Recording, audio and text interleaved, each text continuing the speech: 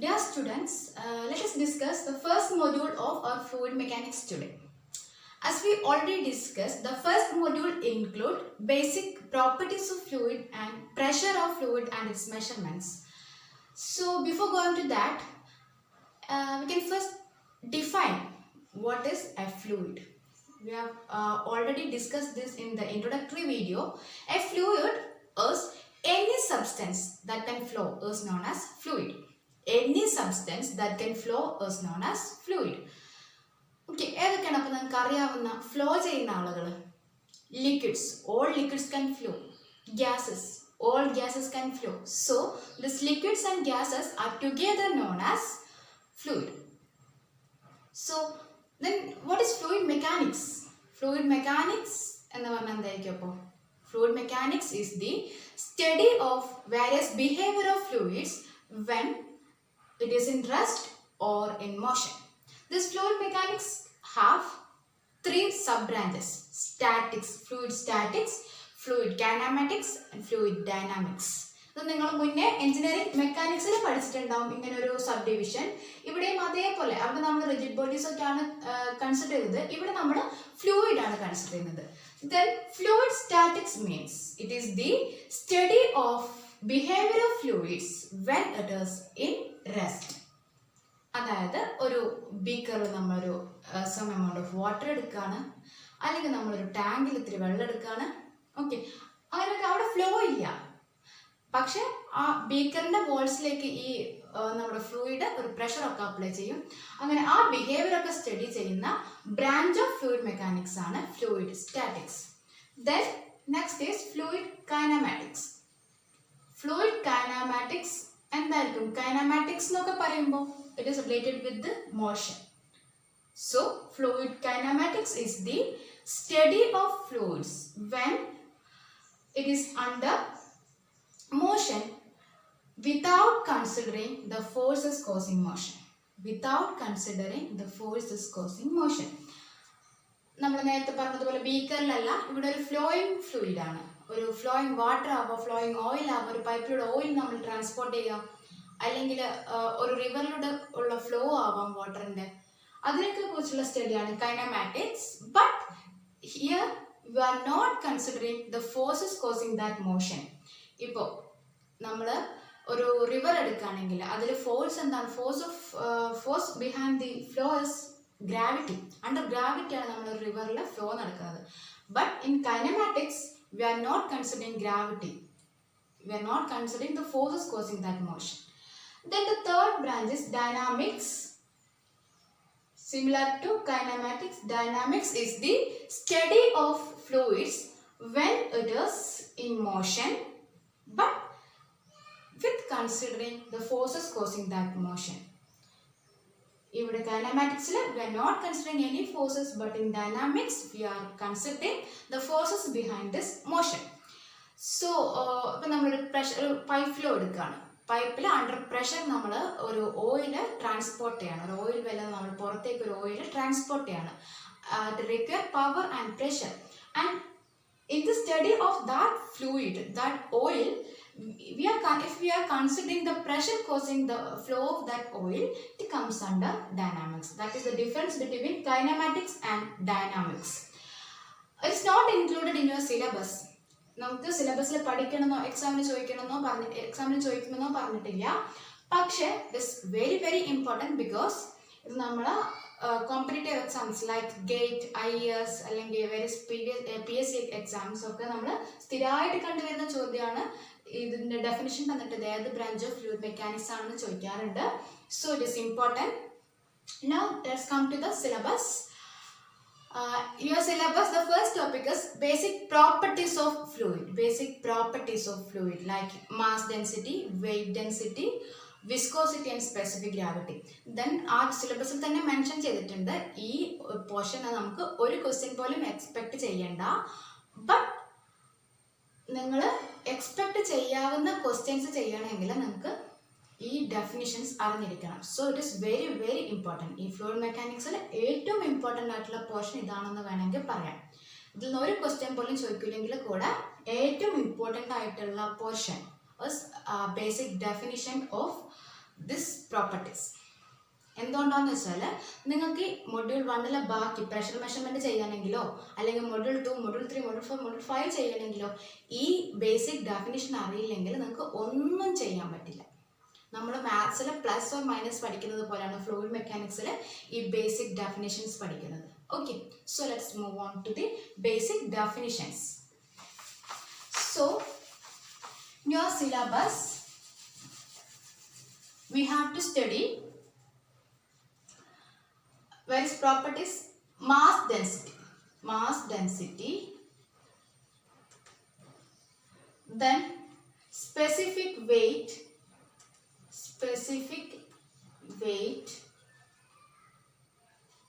then viscosity, this most important, viscosity,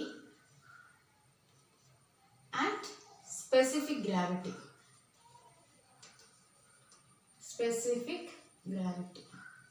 These are the various properties of fluid that is mentioned in your syllabus. So we can move on to the first property, mass density. ഇത് നിങ്ങൾ മുന്നേ പഠിച്ചിട്ടുണ്ടാവും plus ടുവിലൊക്കെ density എന്താണ്. So density എന്ന് വെച്ചാൽ it is the ratio of mass of fluid in kilogram, divided by volume in meter cube. Mass density നമുക്ക് definition ആയിട്ട് പറയണമെങ്കിൽ it is the ratio of mass of fluid divide by volume.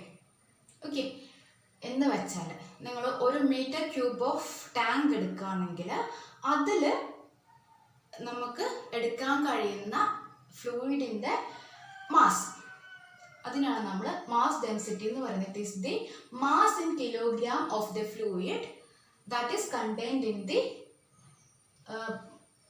Chamber of volume 1 metre cube. 1 metre ക്യൂബുള്ള നിങ്ങൾ assume ചെയ്യാം 1 metre ഉള്ള ഒരു chamber എടുക്കുകയാണെങ്കിൽ അതിൽ നമുക്ക് എന്തുമാത്രം amount of fluid, for example water, നമുക്ക് അതിലേക്ക് എത്ര മീറ്റർ ക്യൂബ് അല്ലെങ്കിൽ എത്ര ലിറ്റേഴ്സ് ഓഫ് വാട്ടർ നമുക്ക് അതിലേക്ക് ഒഴിക്കാൻ കഴിയുമെന്ന് നോക്കുക. ദെൻ ആ എമൗണ്ട് ഓഫ് വാട്ടർ നമ്മൾ കിലോഗ്രാമിലേക്ക് കൺവേർട്ട് ചെയ്യുക. That is known as mass density, mass by volume. എത്ര ഡീറ്റെയിൽ ആയിട്ട് പറയണമെന്നില്ല. ഇതിൽ നമ്മൾ വേറൊരു കാര്യം കൂടെ അറിഞ്ഞിരിക്കേണ്ടത് എന്താണെന്ന് വെച്ചാൽ മാസ് ഡെൻസിറ്റി എന്താണെന്ന് പറയുന്നതിന് മുന്നേ mass density is indicated by or denoted by the letter rho. It is important. Rho, mass density is indicated by the letter rho. എപ്പോഴും ഓർക്കണം, ഫ്ലൂയിഡ് മെക്കാനിക്സിൽ അങ്ങോട്ട് നമ്മൾ യൂസ് ചെയ്യുന്നതാണ് rho is mass density of the fluid. And rho of water is 1000 kilogram per meter cube. 1000 kilogram per meter cube. Density of water is 1000 kilogram per meter cube. It is very very important. നമുക്ക് എപ്പോഴും use ചെയ്തുള്ള ഒരു ടേമാണ് 1000 kilogram per meter cube. അതായത് 1 metre ക്യൂബിൻ്റെ ഒരു tank നിങ്ങൾ എടുക്കുകയാണെങ്കിൽ അതിൽ 1000 kilogram of water കൊള്ളും. ഓക്കെ, അതാണ് ഇതിൻ്റെ meaning. Rho of water is 1000 kilogram per meter cube. Then ഇത് gram per cc, 1 gram per centimeter cube കൂടിയാണ്. പിന്നെ നമ്മൾ സെൻറ്റിമീറ്റർ ക്യൂബിലേക്ക് ഗ്രാം പെർ സെൻറ്റിമീറ്റർ ക്യൂബിലേക്ക് കൺവേർട്ട് ചെയ്യുകയാണെങ്കിൽ the value is 1 gram per centimeter cube. അതുപോലെ തന്നെ നമ്മൾ 1 gram per cc എന്നൊക്കെ പറയും. 1 gram per cc എന്നൊക്കെ പറയും. ഓക്കെ, നമ്മുടെ ഫ്ലൂയിഡ് മെക്കാനിക്സിൽ സാധാരണ 1000 kilogram per meter cube എന്നുള്ള വാല്യൂ നമുക്ക് യൂസ്ഫുൾ ആവുന്നത്. ബട്ട് ജിയോ ടെക്നിക്കൽ എഞ്ചിനീയറിംഗിലേക്കൊക്കെ പോകുമ്പോൾ നിങ്ങൾക്ക് അടുത്ത സെമിസ്റ്ററിലാണ് തോന്നുന്നു ജിയോ ടെക്നിക്കൽ, അതിലേക്കൊക്കെ പോകുമ്പോൾ നമുക്ക് 1 gram per cc എന്നുള്ള വാല്യൂ ആണ് കുറച്ചും കൂടെ യൂസ്ഫുൾ ആകും. ഓക്കെ, അതേപോലെ നിങ്ങൾ ഓർത്ത് വെക്കേണ്ട ഒരു കാര്യമാണ് density of air 1.225 kilogram per meter cube. നോക്കൂ, വാട്ടറിൻ്റെയും എയറിൻ്റെയും ഡെൻസിറ്റിയിലുള്ള ഡിഫറൻസ് നോക്കൂ. വാട്ടറിൻ്റെത് 1000 ആണ്, എയറിൻ്റെത് 1 ആണ്, 1.225. ആലോചിച്ചാൽ മതി, നമ്മളൊരു 1 മീറ്റർ ക്യൂബ് ചേമ്പറാണ് എടുക്കുന്നത്, അതിൽ കൊള്ളുന്ന വാട്ടറിൻ്റെ എമൗണ്ട് 1000 kilogram ആണ്. ആൻഡ് എയർ എന്താണ്, എക്സ്പെൻസിബിൾ അല്ല, അത്രയും വോളിയത്തിൽ 1.225 kilogram ഓഫ് എയർ മാത്രമേ ഉൾക്കൊള്ളാൻ കഴിയുള്ളൂ. ഓക്കെ, ഇതാണ് മാസ് ഡെൻസിറ്റിയെ പറ്റി പറയാനുള്ളത്. ഡെഫിനിഷൻ പഠിക്കുക, യൂണിറ്റ് നോക്കുക. SI unit is kilogram per metre cube and indicated by rho. Rho of water is 1000 kilogram per meter cube. In gram per cc it is 1 gram per centimeter cube. And rho of air is 1.225 kilogram per meter cube. ഇതാണ് mass density പറ്റി പറയാനുള്ളത്. Then next term is specific weight. Specific weight. Specific weight. ഈ specific weight എന്ന് പറയുന്ന ക്വാണ്ടിറ്റിയുടെ വേറൊരു പേര് പറഞ്ഞത് കുറച്ചുകൂടി പെട്ടെന്ന് മനസ്സിലാവും. Specific weight is also known as wait density. Weight density. Weight density. Specific weight is also known as weight density. അപ്പോൾ mass density എന്താണ്? Mass by volume. So weight density or specific weight is equal to weight by volume. Weight by volume. And weight is usually denoted in terms of Newton and volume in meter cube. So SI unit is Newton per meter cube. Specific weight in the SI unit is Newton per meter cube. And it is denoted by the letter small w. Small w indicates the specific weight of a fluid or weight density. And the equation is weight by volume. അപ്പോൾ ഈ വാട്ടറിൻ്റെ wait by volume എന്തായിരിക്കും? അത് നമുക്ക് density of water is 1000 kilogram per metre cube. അപ്പോൾ നമുക്കറിയാം density of water എന്ന് പറഞ്ഞാൽ മാസ് ബൈ വോളിയം ആണ്. Mass is equal to weight by gram ആണ് ഡിവൈഡഡ് ബൈ വോളിയം വരും. ഈ വെയിറ്റ് ബൈ വോളിയം ആണ് എന്ത്? നമ്മുടെ ഈ സ്മോൾ ഡബ്ല്യു സ്പെസിഫിക് വെയിറ്റ്. അപ്പോൾ rho W is equal to small W by G എന്ന് വരും. അപ്പോൾ small W is equal to rho of water into G, that is 1000 into 9.81 newton per metre cube. ഇതാണ് weight density of water. ഇത് നമുക്ക് അധികം useful ആവാറില്ല, നമുക്ക് ഈ value തന്നെ മതിയാവും. ഇത്രയാണ് വെയിറ്റ് ഡെൻസിറ്റിയെ പറ്റി പറയാനുള്ളത്. Now next is next property is നമ്മൾ സ്പെസിഫിക് ഗ്രാവിറ്റി നോക്കാം. നമുക്ക് എന്നിട്ട് വിസ്കോസിറ്റി നോക്കാം. Specific gravity is indicated by the letter S. ഇവിടെ ഫ്ലൂയിഡ് മെക്കാനിക്സിൽ നമ്മൾ specific gravity is indicated by the letter S. But നമ്മൾ ജിയോ ടെക്നിക്കൽ എഞ്ചിനീയറിംഗിലൊക്കെ വരുമ്പോൾ അത് ജി എന്ന് പറഞ്ഞ് നോട്ടേറ്റ് ചെയ്യും. അത് ഓർക്കേണ്ട, നമ്മൾ ഫ്ലൂയിഡ് മെക്കാനിക്സിൻ്റെ കാര്യം ഓർത്താൽ മതി. Specific gravity is indicated by the letter S. അപ്പോൾ എന്താണ് സ്പെസിഫിക് ഗ്രാവിറ്റി? ഇതൊരു റേഷ്യോ ആണ്. Ratio of density of a material, density of നമ്മുടെ കേസിൽ fluid, density of a fluid divided by density of standard fluid. Density of standard fluid. അതായത് നമുക്ക് മെർക്കുറിയുടെ specific gravity 13.6 ആണ്. എന്ന് വെച്ചാൽ എന്താണെന്ന് വെച്ചാൽ ഈ മെർക്കുറിയുടെ ഡെൻസിറ്റി കമ്പയർഡ് ടു വാട്ടർ എത്രയാണ്? വാട്ടറിൻ്റെ അല്ലെങ്കിൽ നമ്മളിവിടെ ഡെൻസിറ്റി ഓഫ് സ്റ്റാൻഡേർഡ് ഫ്ലൂയിഡ് എന്ന് പറഞ്ഞാൽ വാട്ടറാണ് നമ്മൾ സ്റ്റാൻഡേർഡ് ഫ്ലൂയിഡ് ആയി എടുക്കുക. അപ്പോൾ വാട്ടറിൻ്റെ ഡെൻസിറ്റിയെ കമ്പയർ ചെയ്യുമ്പോൾ നമ്മൾ കൺസിഡർ ചെയ്യുന്ന ഫ്ലൂയിഡിൻ്റെ ഡെൻസിറ്റി എന്താണ്? ആ റേഷ്യോ ആണ് നമ്മൾ എന്ത് പറയുന്നത്? Specific gravity. അത് എല്ലാ മെറ്റീരിയലിലും ഉണ്ടാവും അങ്ങനെ ഒരു സ്പെസിഫിക് ഗ്രാവിറ്റി എന്ന് പറയുന്ന ഒരു പ്രോപ്പർട്ടി. ഒരു നമ്മളിപ്പോൾ പറയില്ലേ, നമ്മൾ കോൺക്രീറ്റിങ്ങിന് എടുക്കുന്ന സാൻഡിന് ഉണ്ടാവും, അതിൻ്റെ കോഴ്സ് അഗ്രിഗേറ്റ് നമ്മൾ ഈ മെറ്റൽ ഉണ്ടാവില്ലേ, വലിയ കല്ലുകൾ, അതിന് സ്പെസിഫിക് ഗ്രാവിറ്റി ഉണ്ട്. ഈവൻ നമ്മളൊരു മുട്ടത്തോടെടുത്ത് നമ്മൾ ലാബിൽ കോൺക്രീറ്റിലൊക്കെ ചേർക്കാറുണ്ട് പിള്ളേർ പ്രൊജക്റ്റിന്, അപ്പം അതിന് പോലും സ്പെസിഫിക് ഗ്രാവിറ്റി ഉണ്ട്. എല്ലാത്തിനും സ്പെസിഫിക് ഗ്രാവിറ്റി ഉണ്ട്. ആ സ്പെസിഫിക് ഗ്രാവിറ്റി എന്ന് പറഞ്ഞാൽ എന്താണെന്ന് വെച്ചാൽ ഇറ്റ് ഈസ് ഒരു കമ്പാരിസൺ ആണ്. നമ്മൾ എടുക്കുന്ന മെറ്റീരിയലിൻ്റെ ഡെൻസിറ്റി കമ്പയർ ചെയ്യാണ് with the density of standard fluid. Standard fluid ഒന്നും കേട്ട് വായിക്കേണ്ട, നിങ്ങൾ സ്റ്റാൻഡേർഡ് ഫ്ലൂയിഡ് നമുക്ക് എന്താണ്? വാട്ടർ ആണ്. നമ്മൾ ഏതൊരു മെറ്റീരിയൽ ഈ നമ്മളിവിടെ എഴുതുന്ന ഇങ്കിൻ്റെ സ്പെസിഫിക് ഗ്രാവിറ്റി എന്ന് പറഞ്ഞാൽ ഈ ഇങ്കിൻ്റെ ഡെൻസിറ്റി നമ്മൾ കമ്പയർ ചെയ്യാണ് with respect to density of water. വാട്ടറിൻ്റെ ഡെൻസിറ്റി വെച്ച് നോക്കുമ്പോൾ ഈ ഇങ്കിന് എന്ത് ഡെൻസിറ്റി ഉണ്ട്, ആ കമ്പാരിസൺ ആണ് സ്പെസിഫിക് ഗ്രാവിറ്റി. ആൻഡ് ഇവിടെ സ്റ്റാൻഡേർഡ് ഞാൻ അപ്പോൾ എനിക്ക് ഇവിടെ ഡെൻസിറ്റി ഓഫ് വാട്ടറിന് എഴുതിയപ്പോൾ എന്താണ് സ്റ്റാൻഡേർഡ് ഫ്ലൂയിഡിന് എഴുതിയതെന്ന് വെച്ചാൽ, നമുക്ക് ഫ്ലൂയിഡ് എന്ന് പറയുമ്പോൾ ഗ്യാസസും ഉണ്ട് ലിക്വിഡ്സും ഉണ്ട്. നമ്മൾ മേലെ എടുത്തത് ഡെൻസിറ്റി ഓഫ് ഫ്ലൂയിഡ് ഇവിടെ എടുത്തത് ലിക്വിഡ് ആണെങ്കിൽ നമ്മുടെ സ്റ്റാൻഡേർഡ് ഫ്ലൂയിഡ് വാട്ടർ ആണ്. ഇവിടെ നമ്മൾ എടുക്കുന്നത് എയർ ആണ്, വേറെ ഏതെങ്കിലും ഒരു ഗ്യാസ് ആണ്, ആർഗൺ അങ്ങനെയുള്ള ഗ്യാസസ് ആണ് നമ്മൾ ഇവിടെ കൺസിഡർ ചെയ്യുന്നത്. നമുക്ക് ആർഗണിന്റെ സ്പെസിഫിക് ഗ്രാവിറ്റി ആണ് കാണുന്നതെങ്കിൽ നമ്മൾ ഇവിടെ എടുക്കേണ്ടത് സ്റ്റാൻഡേർഡ് ഫ്ലൂയിഡ് ആയിട്ട് എടുക്കേണ്ടത് എയർ ആണ്. അപ്പോൾ specific gravity is the ratio of density of a fluid to density of standard fluid. അപ്പോൾ ഡെൻസിറ്റി ഓഫ് ഫ്ലൂയിഡ് എന്ന് നമ്മൾ പറയുമ്പോൾ ആ കൺസിഡർ ചെയ്യുന്ന ഫ്ലൂയിഡ് ലിക്വിഡ് ആണെങ്കിൽ standard fluid is water, and if it is in gaseous state ഇവിടെ standard fluid is air, and it is denoted by letter S. Okay, അപ്പോൾ നമ്മൾ ഈ ക്വാണ്ടിറ്റി യൂസ് ചെയ്യുന്നത് എന്തിനാന്ന് വെച്ചാൽ, നമുക്ക് സ്പെസിഫിക് ഗ്രാവിറ്റിനെക്കാട്ടും യൂസ്ഫുൾ ആയിട്ട് നമുക്ക് ഫ്ലൂയിഡ് മെക്കാനിക്സിൽ സ്പെസിഫിക് ഗ്രാവിറ്റിനെക്കാട്ടും കൂടുതൽ ആവശ്യം മിക്കവാറും ചില ഫ്ലൂയിഡ്സിൻ്റെ ഡെൻസിറ്റി കാണേണ്ടി വരും. നമ്മളൊരു ചേമ്പർ എടുക്കുകയാണ്, ആ ചേമ്പറിൻ്റെ ചേമ്പറിൽ നമുക്ക് കുറച്ച് മെർക്കുറി ഒഴിക്കണം. അപ്പോൾ ഈ ചേമ്പറിൻ്റെ വോളിയൊക്കെ നമുക്കറിയാം. അപ്പോൾ ഇതിൻ്റെ സ്പെസിഫിക് ഗ്രാവിറ്റി ഒരു ഡെൻസിറ്റി കൂടെ അറിഞ്ഞാൽ നമുക്ക് എന്ത് ചെയ്യാൻ പറ്റും, ഇതിൽ എത്ര മെർക്കുറി ഒഴിക്കാൻ പറ്റും നമുക്ക് കാൽക്കുലേറ്റ് ചെയ്യാൻ പറ്റും. അത് നമ്മളൊരു 1 മീറ്റർ ക്യൂബുള്ള ഒരു ടാങ്ക് എടുത്തു, അതിൽ നമുക്ക് മെർക്കുറി ഒഴിക്കണം. അപ്പോൾ മെർക്കുറി ഒഴിക്കണമെങ്കിൽ ആദ്യം നമ്മളത് മെഷർ ചെയ്തെടുക്കണം. അപ്പോൾ ഈ 1 മീറ്റർ ക്യൂബ് ടാങ്കിൽ എത്ര മെർക്കുറി കൊള്ളുമെന്ന് നമ്മൾ അറിയണമെങ്കിൽ നമുക്ക് അതിൻ്റെ ഡെൻസിറ്റി അറിയണം അല്ലേ. അത് 1 മീറ്റർ ക്യൂബിൽ ഇപ്പോൾ 13,600 കിലോഗ്രാം ഓഫ് മെർക്കുറിയാണ് കൊള്ളുക. അത് നമുക്ക് അറിയുന്നത് ഇതിൻ്റെ ഡെൻസിറ്റി അറിയാമെങ്കിലാണ്.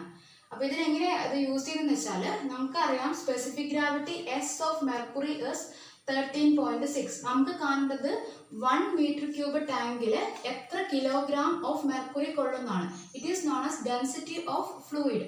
അപ്പോൾ ഡെൻസിറ്റി ഓഫ് മെർക്കുറി, അപ്പോൾ ഡെൻസിറ്റി ഓഫ് മെർക്കുറി കാണണമെങ്കിൽ ഞാൻ ഡെൻസിറ്റി ഓഫ് മെർക്കുറിക്ക് ജസ്റ്റ് DM എന്ന് എഴുതാണ്, ഡിവൈഡ് ബൈ മെർക്കുറി ഒരു ലിക്വിഡ് ആണ്. അപ്പോൾ ഞാനിവിടെ എടുക്കേണ്ട സ്റ്റാൻഡേർഡ് ഫ്ലൂയിഡ് വാട്ടർ ആണ്. അപ്പോൾ density of mercury divide by density of water is equal to 13.6 ആണ്. So density of mercury is equal to 13.6 into density of water.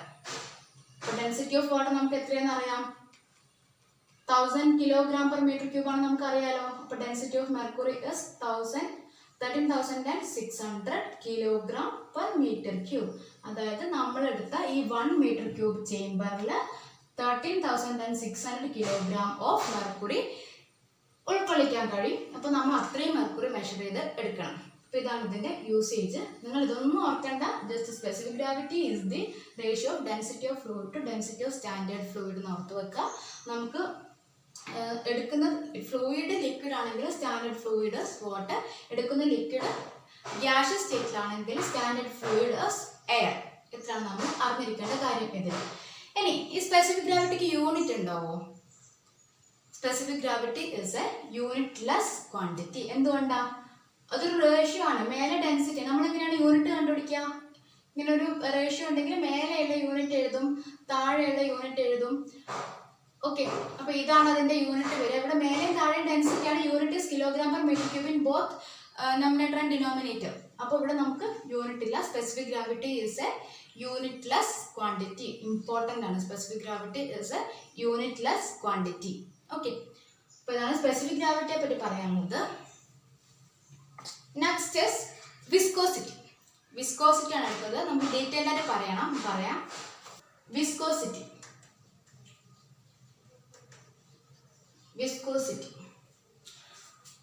നമ്മൾ ഇതുവരെ പറഞ്ഞതിൽ ഏറ്റവും ഇമ്പോർട്ടൻ്റ് ആയ പ്രോപ്പർട്ടിയാണ് വിസ്കോസിറ്റി. സിംപ്ലി പറയുകയാണെങ്കിൽ viscosity is the resistance to flow. നമ്മളൊരു water ഇങ്ങനെ ഒഴുകി പോവുകയാണെങ്കിൽ അതിന് within this fluid there will be a resistance.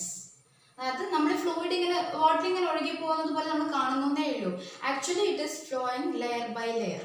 അതിൻ്റെ മൈക്രോസ്കോപ്പിക് വ്യൂയിലേക്ക് വരികയാണെങ്കിൽ ഓരോ ലാമിന ഓഫ് വാട്ടറാണ് നമ്മുടെ പൈപ്പിലൂടെ റിവറിലൂടെ ഒക്കെ ഫ്ലോ ചെയ്യുന്നത്. ഓക്കെ, ലാമിന ആയിട്ടാണ് ഫ്ലോ ചെയ്യുന്നത്. നമുക്ക് ഒരു ഷീറ്റ് ഓഫ് വാട്ടർ അതിൻ്റെ മൈക്രോസ്കോപ്പിക് വ്യൂ കാണാൻ പറ്റും. അപ്പോൾ ഈ വിസ്കോസിറ്റി എന്ന് പറഞ്ഞാൽ ഇപ്പോൾ ഇതൊരു ലെയർ ഓഫ് വാട്ടർ ആണ്, ഇതിൻ്റെ മേലെ അടുത്ത ലെയർ ഓഫ് വാട്ടർ, അങ്ങനെ ഒരു പല ഉള്ളിൽ ഇങ്ങനെയാണ് ഒരു ലെയർ ഓഫ് ഫ്ലൂയിഡ് ഫ്ലോ ചെയ്യും, then അതിൻ്റെ മേലെ കൂടെ അടുത്ത ലെയർ ഓഫ് ഫ്ലൂയിഡ് ഫ്ലോ ചെയ്യും, അങ്ങനെയാണ്. ഓക്കെ, അപ്പോൾ ഈ ഓരോ ഫ്ലൂയിഡിന്റെ ലെയറും ഫ്ലോ ചെയ്യുമ്പോൾ അതിന്റെ അഡ്ജസന്റ് ആയിട്ടുള്ള ഫ്ലൂയിഡിന്റെ ലെയറിന്റെ മേലേക്ക് ഒരു ഫോഴ്സ് അപ്ലൈ ചെയ്യും. അപ്പോൾ എന്താവും, ഈ ഫ്ലോ ഇതിന് ഫ്രീ ആയിട്ട് ഫ്ലോ ചെയ്യാൻ പറ്റില്ല, ജസ്റ്റ് റെസിസ്റ്റൻസ് അവിടെ ഡെവലപ്ഡ് ആവും. ആ റെസിസ്റ്റൻസിനെയാണ് നമ്മൾ വിസ്കോസിറ്റി എന്ന് പറയുന്നത്. വിസ്കോസിറ്റി. ആൻഡ് ഈ വിസ്കോസിറ്റി ഡിഫൈൻ ചെയ്തേക്കുന്നത് ഒരു ലോ വെച്ചിട്ടാണ്, ന്യൂട്ടൺസ് ലോ ഓഫ് വിസ്കോസിറ്റി. ഈ നമ്മൾ പറഞ്ഞു ഇങ്ങനെ ലാമിന ആയിട്ടാണ് ഫ്ലൂയിഡ് ഫ്ലോ ചെയ്യുന്നത്. അപ്പോൾ ഈ ഒരു പർട്ടിക്കുലർ ലാമിന അതിന്റെ അഡ്ജസ്റ്റന്റ് ആയിട്ടുള്ള ലാമിനന്റെ മുകളിൽ അപ്ലൈ ചെയ്യുന്ന റെസിസ്റ്റൻസ് ഫോഴ്സ് എന്ന് പറഞ്ഞാൽ ഷിയർ ഫോഴ്സ്, ഷിയർ സ്ട്രെസ് ആണ് അവിടെ ഡെവലപ്ഡ് ആകുന്നത്. അതായത് ഈ ലാമിനയ്ക്ക് പാരലൽ ആയിട്ടുള്ള ഒരു സ്ട്രെസ് ആണ് അവിടെ ഡെവലപ്ഡ് ആവുന്നത്. ഇങ്ങനെ രണ്ട് adjacent layers of water flow ചെയ്യുമ്പോൾ ഒന്ന് മറ്റതിന്റെ മേലെ അപ്ലൈ ചെയ്യുന്ന സ്ട്രെസ് ഷിയർ സ്ട്രെസ് ആണ്. കാരണം ഈ ഡയറക്ഷൻ, അതായത് നമ്മൾ ഫ്ലൂയിഡ് ഫ്ലോ ചെയ്യുന്ന അതേ ഡയറക്ഷനിലേക്ക് തന്നെയാണ് ഷിയർ സ്ട്രെസ് അപ്ലൈഡ് ആവുന്നത്. ആ അപ്ലൈഡ് ആവുന്ന shear stress is proportional to velocity gradient എന്നാണ് നമ്മൾ ന്യൂട്ടൺ പറഞ്ഞേക്കുന്നത്. വെലോസിറ്റി ഗ്രേഡിയന്റ് എന്ന് പറഞ്ഞാൽ നമ്മളൊരു ഫ്ലൂയിഡ് മൊത്തമായിട്ട് എടുക്കുകയാണെങ്കിൽ അതിനൊരു വെലോസിറ്റി ഉണ്ടാവും. പക്ഷേ അതിന്റെ മൈക്രോസ്കോപ്പിക് വ്യൂവിലേക്ക് വരുമ്പോൾ ഈ ഓരോ ലെയറിനും ഓരോ വെലോസിറ്റി ആയിരിക്കും. വെലോസിറ്റി ഡിഫർ ചെയ്യും. ഈ ലെയറിന്റെ വെലോസിറ്റി യു ആണെങ്കിൽ ഇതിനേക്കാട്ട് കുറച്ചുകൂടി കൂടുതൽ വെലോസിറ്റി എടുക്കും അതിന്റെ മേലെയുള്ള ലെയറിന്. അതിനേക്കാളും കുറച്ചുകൂടെ കൂടുതൽ വെലോസിറ്റി ഉണ്ടാവും അതിന്റെ മേലെയുള്ള ലെയറിന്. അപ്പൊ velocity in between this laminas velocity change ചെയ്യുന്നുണ്ട്. അപ്പൊ ന്യൂട്ടൺ പറഞ്ഞത് ഇവിടെ ഡെവലപ്പ് ചെയ്യുന്ന ഷിയർ സ്ട്രെസ്, രണ്ട് ലാമിനാസിന്റെ ഇടയ്ക്കുള്ള ഷിയർ സ്ട്രെസ് എന്ന് പറഞ്ഞാൽ ഈ രണ്ട് ലാമിനയുടെ വെലോസിറ്റിക്ക് പ്രൊപ്പോർഷണൽ ആണ്. ഈ രണ്ട് ലാമിന തമ്മിലുള്ള വെലോസിറ്റിയുടെ ഡിഫറൻസിന് പ്രൊപ്പോർഷണൽ ആണ്. നമുക്ക് ഡീറ്റെയിൽ പഠിക്കാൻ ജസ്റ്റ് പറഞ്ഞേ ഉള്ളൂ. അപ്പോൾ ഈ shear stress tau is proportional to du/dy ആണ്. ആൻഡ് ഈ പ്രൊപ്പോർഷണാലിറ്റി മാറ്റാൻ വേണ്ടി നമ്മളൊരു കോൺസ്റ്റന്റ് ഇൻട്രൊഡ്യൂസ് ചെയ്യും, mu. That constant is known as coefficient of viscosity. Mu is the coefficient of viscosity and it indicates the extent of viscosity in between these layers. Coefficient of viscosity. നിങ്ങൾ ഇതിൽ ഇങ്ങനെയൊന്നും ഓർത്ത് വെക്കേണ്ട, Newton's law പോലും നിങ്ങൾക്ക് ഇപ്പോൾ പഠിക്കാനില്ല. എന്നാലും viscosity is the resistance to flow. ആ റെസിസ്റ്റൻസ് എങ്ങനെയാണ് വരുന്നത്, രണ്ട് ലെയേഴ്സ് ഒന്നിനു മേലെ ഒന്നായിട്ട് മൂവ് ചെയ്യുമ്പോഴാണ് റെസിസ്റ്റൻസ് വരുന്നത്. ആ റെസിസ്റ്റൻസ് ഉണ്ടാകുമ്പോൾ അവിടെ ഉണ്ടാകുന്ന സ്ട്രെസ് ഷിയർ സ്ട്രെസ് ആണ്. ആ shear stress is proportional to difference in velocity between these two layers. That law is known as Newton's law. It is important ആണ്, നിങ്ങൾക്ക് പഠിക്കാനില്ല എന്ന് വെച്ചാൽ ഏറ്റവും ഇമ്പോർട്ടൻസ് ഉള്ള ഒരു ലോ ആണ് ന്യൂട്ടൺസ് ലോ. ഓർത്ത് വെക്കണം, നിങ്ങൾ സിവിൽ എഞ്ചിനീയറിംഗ് കഴിഞ്ഞാൽ പോലും ഈ ലോ ഓർത്ത് വെക്കണം. Shear stress is proportional to the difference of velocity between these layers. ഇതിനെ നമ്മൾ ആംഗുലർ ഡിഫോർമേഷൻ എന്ന് പറയും, വെലോസിറ്റി ഗ്രേഡിയന്റ് എന്ന് പറയും, അങ്ങനെ കുറെ പേരുണ്ട് ഇതിന്. ആംഗുലർ ഡിഫോർമേഷൻ, വെലോസിറ്റി ഗ്രേഡിയന്റ് എന്നൊക്കെ പറയും. നമ്മളെ കോമ്പറ്റേറ്റീവ് എക്സാമിനൊക്കെ സ്ഥിരമായിട്ട് ചോദിക്കുന്ന സാധനമാണ് ഇത്. Shear according to Newton's law shear stress is proportional to dash. അപ്പോൾ നമ്മൾക്ക് താഴെ ഉത്തരം ഉണ്ടാവും ആംഗുലർ ഡിഫോർമേഷൻ അല്ലെങ്കിൽ വെലോസിറ്റി ഗ്രേഡിയന്റ്, അങ്ങനെ ഉത്തരം ഉണ്ടാവും. നമ്മളത് സെലക്ട് ചെയ്യണം. അപ്പോൾ ഈ ന്യൂട്ടൺസ് ലോയില് ഈ പ്രൊപ്പോർഷണാലിറ്റി കോൺസ്റ്റന്റ് മാറ്റാൻ വേണ്ടി നമ്മൾ യൂസ് ചെയ്യുന്ന കോൺസ്റ്റന്റ് ആണ് mu. And it is known as coefficient of viscosity. Mu അല്ലെങ്കിൽ കോഎഫിഷ്യന്റ് ഓഫ് ഡയനാമിക് വിസ്കോസിറ്റി എന്ന് പറയണം. കാരണം നമുക്ക് രണ്ട് കോഎഫിഷ്യൻസ് ഓഫ് വിസ്കോസിറ്റി ഉണ്ട്. ഈ മ്യൂ എന്ന് പറയുന്നത് കോഎഫിഷ്യന്റ് ഓഫ് ഡയനാമിക് വിസ്കോസിറ്റി ആണ്. ഓക്കെ, അപ്പോൾ ഈ കോഎഫിഷ്യന്റ് ഓഫ് വിസ്കോസിറ്റി നമ്മൾ സാധാരണ viscosity definition resistance to flow എന്ന് പറയുമെങ്കിലും അതിന്റെ സ്ട്രെങ്ത്, ആ വിസ്കോസിറ്റിയുടെ സ്ട്രെങ്ത് ഇൻഡിക്കേറ്റ് ചെയ്യുന്ന പാരാമീറ്റർ മ്യൂ ആണ്, coefficient of viscosity. And it's SI, ഇതിന്റെ യൂണിറ്റ് ഇമ്പോർട്ടന്റ് ആണ്. SI unit is newton second per metre square. SI unit is newton second per metre square. ഇതിനൊരു CGS യൂണിറ്റ് ഉണ്ട്. CGS ഇത് dyne second per centimetre square എന്നാണ് പറയാ. And അതിനെ നമ്മൾ വിളിക്കുന്ന പേര് പോയ്സ് എന്നാണ്. പോയ്സ്. നിങ്ങൾക്ക് ക്വസ്റ്റ്യൻ പേപ്പറിൽ സ്ഥിരമായിട്ട് ഈ ന്യൂട്ടൺ സെക്കൻഡ് പെർ മീറ്റർ സ്ക്വയറിലുള്ള കോഎഫിഷ്യന്റ് ഓഫ് വിസ്കോസിറ്റി ഒരിക്കലും തരാറില്ല. പോയ്സിലുള്ള വാല്യൂ മാത്രമേ തരാറുള്ളൂ. ദെൻ ഈ 1 poise is equal to 1/10 Newton second per metre square.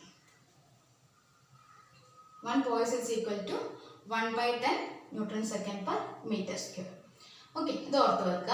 ഇതിൽ തന്നെ നമുക്ക് പഠിക്കാനുള്ളതാണ് coefficient of kinematic viscosity.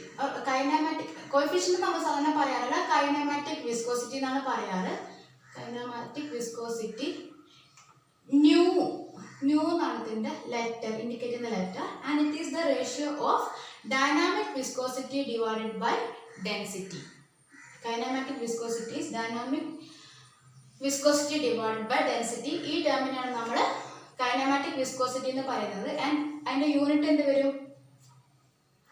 Unit is metre square per second ആണ് SI യൂണിറ്റ്. ഇതിനും ഇതേപോലെ നമുക്കൊരു CGS യൂണിറ്റ് ഉണ്ട്. CGS unit Stokes. Stokes is the CGS unit of kinematic viscosity. അപ്പോൾ 1 stoke is equal to 10 raised to minus 4 meter square per second. നിങ്ങൾക്ക് ഇതേപോലെ kinematic വിസ്കോസിറ്റിയുടെ എന്തെങ്കിലും problem തരികയാണെങ്കിൽ എപ്പോഴും സ്റ്റോക്കിലാണ് തരിക, ഒരിക്കലും നമുക്ക് ഡയറക്റ്റ് തരില്ല. അപ്പോൾ നമ്മൾ അതിനെ എന്ത് ചെയ്യണം? മീറ്റർ സ്ക്വയർ പെർ സെക്കൻഡിലേക്ക് കൺവേർട്ട് ചെയ്യണം. അപ്പോൾ ഇത്രയാണ് ഇതിൽ പഠിക്കാനുള്ളത്. ഇത് നമുക്ക് ഡൈനാമിക് വിസ്കോസിറ്റിയുടെ യൂണിറ്റും നിങ്ങൾക്ക് എക്സാമിന് തരും, പോയിസിന് തരും, അല്ലെങ്കിൽ സ്റ്റോക്സിന് തരും. നിങ്ങൾക്ക് അപ്പോൾ കൺഫ്യൂഷൻ ആയിരിക്കും. നിങ്ങൾക്ക് തന്നത് ഇപ്പം ഡൈനാമിക് വിസ്കോസിറ്റി ആണോ അല്ലെങ്കിൽ കൈനാമാറ്റിക് വിസ്കോസിറ്റി ആണോ, നിങ്ങൾക്ക് ഒരു ഡൗട്ട് വരും, എന്തായാലും വരും എക്സാമിന്. അപ്പോൾ ജസ്റ്റ് ഈ കോഡ് പഠിച്ചേക്കുക, DPKS. ഡൈനാമിക് വിസ്കോസിറ്റിയുടെ യൂണിറ്റ് പോയിസ് ആണ്, കൈനാമാറ്റിക് വിസ്കോസിറ്റിയുടെ യൂണിറ്റ് സ്റ്റോക്ക് ആണ്. ഓക്കെ, ഈ കോഡ് പഠിച്ചു വെച്ചാൽ മതി. ആൻഡ് ഒരിക്കലും നമ്മൾ എക്സാമിന് ഈ പോയിസിലോ സ്റ്റോക്കിലോ ഉള്ള വാല്യൂ യൂസ് ചെയ്യാൻ പാടില്ല. പ്രോബ്ലം ചെയ്യുമ്പോൾ അതിന് നമ്മൾ കറസ്പോണ്ടിങ് SI യൂണിറ്റിലേക്ക് കൺവേർട്ട് ചെയ്യണം. അപ്പോൾ ഇത്രയാണ് ബേസിക് പ്രോപ്പർട്ടീസ് പഠിക്കാനുള്ളത്. നമുക്ക് ഇതിലൊരു പ്രോബ്ലം കൂടെ ചെയ്യാം, എന്നിട്ട് നമുക്ക് ടൈപ്പ് ഓഫ് ഫ്ലൂയിഡും കൂടെ പഠിച്ചിട്ട് ഈ ക്ലാസ് നിർത്താം. Okay, so next is classification of fluids. Classification of fluids.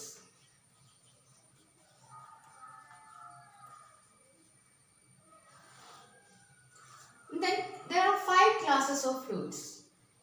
We have ideal fluid,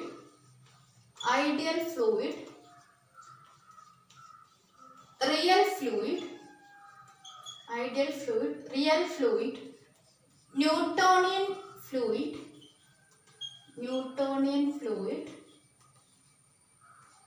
non-Newtonian fluid,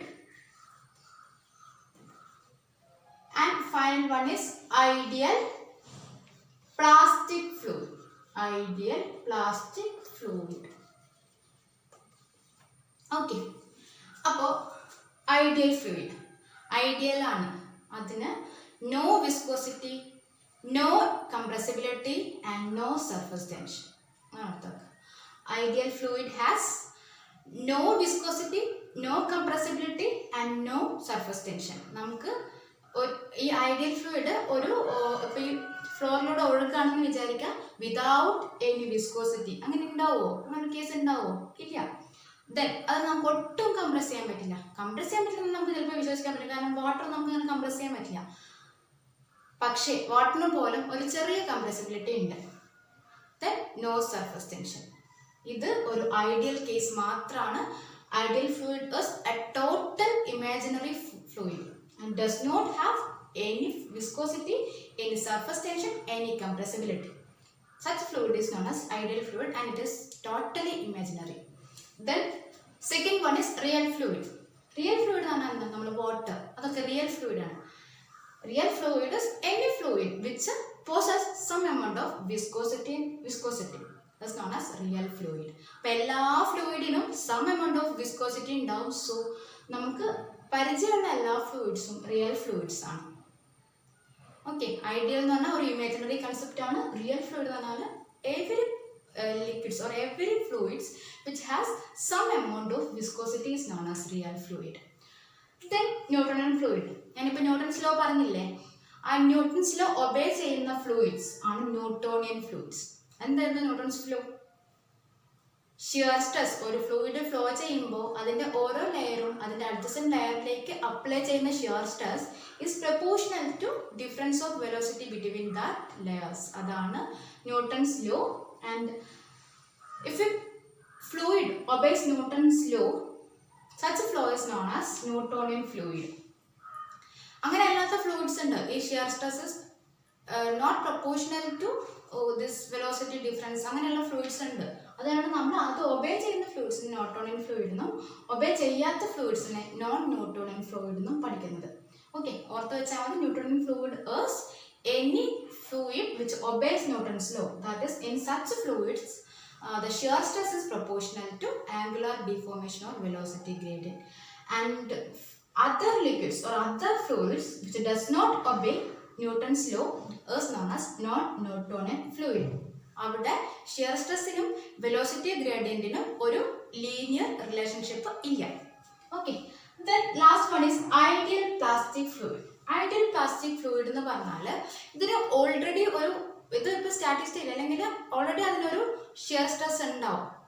okay, ഒരു particular value of shear stress കഴിഞ്ഞാൽ അവിടെ ഡെവലപ്പ് ആവുന്ന shear stress is proportional to shear strain. നിങ്ങൾ ഓർത്ത് കഷ്ടപ്പെടേണ്ട, അതിന് already ഒരു shear stress ഈ നമ്മുടെ ഒരു ഫ്ലൂയിഡ് ഐഡിയൽ പ്ലാസ്റ്റിക് ഫ്ലൂയിഡ് എടുക്കുകയാണ്, അതിന് ഓൾറെഡി ഒരു ഷിയർ സ്ട്രെസ്, ടൂത്ത് പേസ്റ്റ് ഒക്കെയാണ് അതിൻ്റെ എക്സാമ്പിൾ, അതിന് ഓൾറെഡി ഒരു ഷിയർ സ്ട്രെസ്, അത് ഓൾറെഡി അങ്ങോട്ടും ഇങ്ങോട്ടും ഒരു ഷിയർ സ്ട്രെസ് അപ്ലൈ ചെയ്യുന്നുണ്ട്. But at a particular value of shear stress, അതിനൊരു ലിമിറ്റിംഗ് വാല്യൂ ഉണ്ട് ആ ഷിയർ സ്ട്രെസ്സിന്, അത് കഴിഞ്ഞാൽ അവിടെ ഡെവലപ്പ് ആവുന്ന shear stress is proportional to velocity difference. അങ്ങനെ ഓർത്ത് വെച്ചാൽ മതി. then that is known as ideal plastic fluid. അപ്പോൾ എളുപ്പമാണ് classification of fluids. Ideal fluid is one which have no compressibility, no viscosity and no surface tension. And a real fluid is any fluid which have some amount of viscosity. Then Newtonian fluid is any fluid which obeys Newton's law, and non-Newtonian fluid is fluids which does not obey Newton's law. Then last one is ideal plastic fluid. Ideal plastic fluid എന്ന് പറഞ്ഞാൽ അതിന് already അതിന് ഒരു shear stress ഉണ്ടാവും. Already അത് static സ്റ്റേറ്റിലാണെങ്കിൽ അങ്ങോട്ടും ഇങ്ങോട്ടും ഒരു ഷിയർ സ്ട്രെസ് അപ്ലൈ ചെയ്യുന്നുണ്ടാവും. And at a particular value of shear stress കഴിഞ്ഞാൽ അവിടെ ഡെവലപ്പ് ആവുന്ന stress is proportional to difference of velocity between this two layers. ഇതാണ് ക്ലാസിഫിക്കേഷൻ ഓഫ് ഫ്ലൂയിഡ്സ്. അപ്പോൾ ഞാൻ ഇന്നെടുത്ത ഈ ക്ലാസ്സിൽ നിങ്ങൾക്ക് യൂണിവേഴ്സിറ്റിക്ക് ഒരു ക്വസ്റ്റ്യൻ പോലും ചോദിക്കാൻ പോകുന്നില്ല. ബട്ട് ഇത് നമ്മുടെ ഫൗണ്ടേഷനാണ്. ഇതിൻ്റെ മേലെ നിന്നിട്ട് വേണം നമ്മൾ ഫ്ലൂയിഡ് മെക്കാനിക്സ് കെട്ടിപ്പോക്കാൻ. ഓക്കെ, അപ്പോൾ അത്രയും തറവായിട്ട് പഠിക്കുക. Okay, thank you.